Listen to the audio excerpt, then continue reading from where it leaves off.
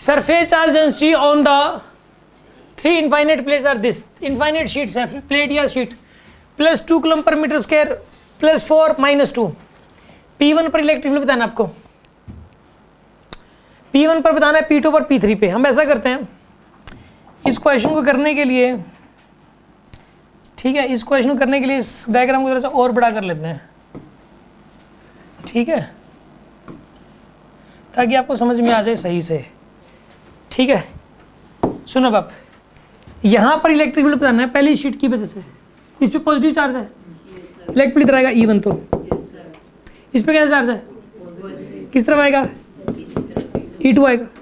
इस पे क्या चार्ज है, किस तरफ आएगा, मतलब जब हम एक पॉइंट पे देख रहे हैं तो उसके आगे जितनी शीट है उन सारी शीट्स का कंसीडर करेंगे और जो शीट उसके पास है तीनों शीट से जितने भी चार्ज, यहाँ कोई चार्ज रखा हो, यहाँ कहीं शीट रखी हो, वायर रखी हो, सबकी वजह से देखोगे किसी भी पॉइंट पर नेट इलेक्ट्रिक फील्ड तभी तो निकलेगा जब उसके आसपास जितने भी चार्ज रखे हुए हैं, जो भी रखा हुआ है, सबको देखोगे, सबका इफेक्ट देखोगे। तो आ रही बात समझ में? जैसे इस P1 पॉइंट पर सिर्फ इस शीट की वजह से थोड़ा निकालना है, अंडरस्टूड है कि तीनों शीट्स की वजह से ही निकालना है।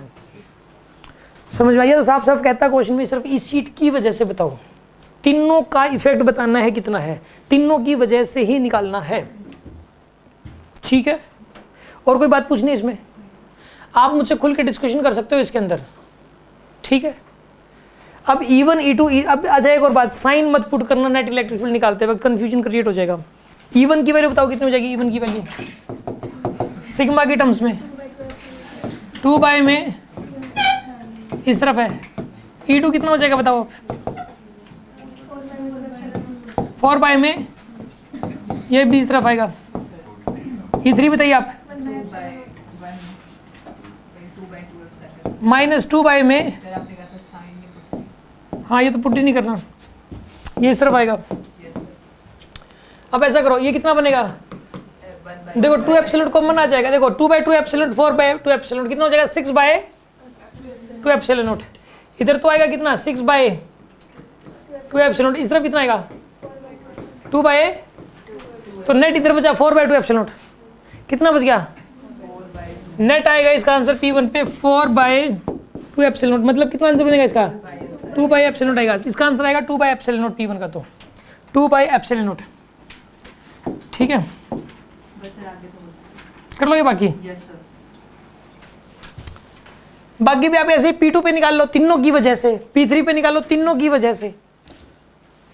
किसी को डाउट तो मैं बता सकता हूँ ये क्वेश्चन अभी। हाँ जी, शीट तो दो होती है, एक तो सिग्मा बाय 2 एप्सिलॉन नॉट, एक होता है सिग्मा बाय एप्सिलॉन नॉट। तो ये कैसे पता लगाएं कि इस शीट के लिए फॉर्मूला लगाए, इस शीट के लिए फॉर्मूला लगाए, जैसे कंडक्टिंग नॉन कंडक्टिंग? हमेशा सीट, हमेशा फॉर्मूला तो सिग्मा बाय 2 एप्सिलॉन नॉट ही लगता है। ये किसने कहा कि सिग्मा बाय एप्सिलॉन नॉट लगता है? साइड से चार्ज ले ले तो मतलब दोनों साइड, मतलब इस साइड एक प्लस इस साइड, जब तो सिग्मा बाय एप्सिलॉन नॉट होता है, और जो एक साइड होता है sigma bye 2 epsilon not. Infinite sheet है, किसमें सिग्मा बाय 2 एप्सिलॉन नॉट ही होता है हमेशा ही। एक और होता है सिग्मा बाय एप्सिलॉन नॉट। वो कब होता है बता देता हूँ।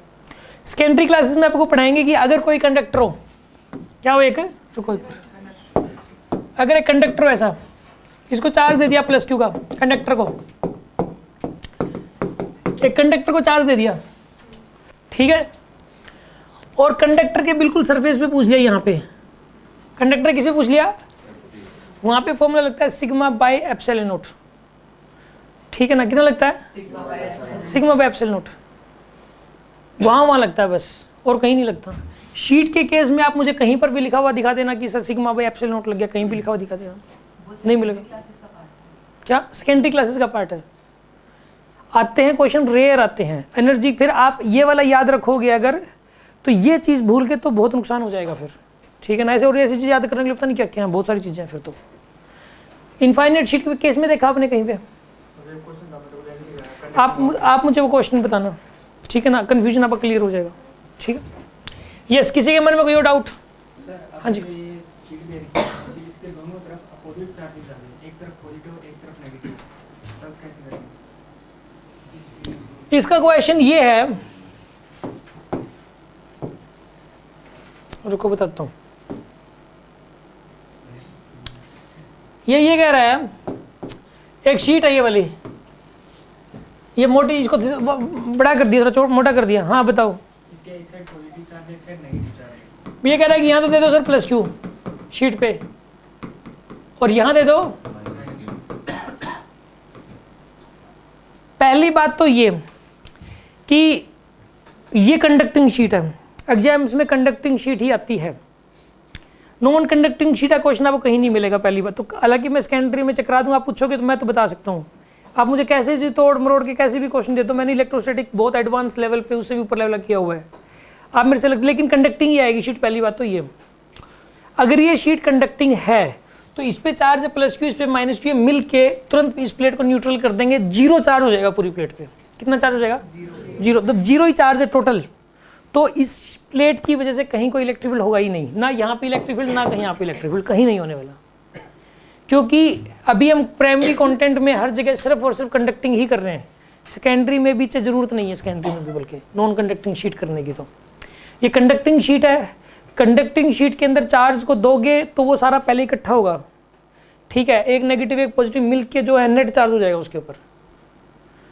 और कोई क्वेश्चन बोलो, और कोई मन में किसी के डाउट?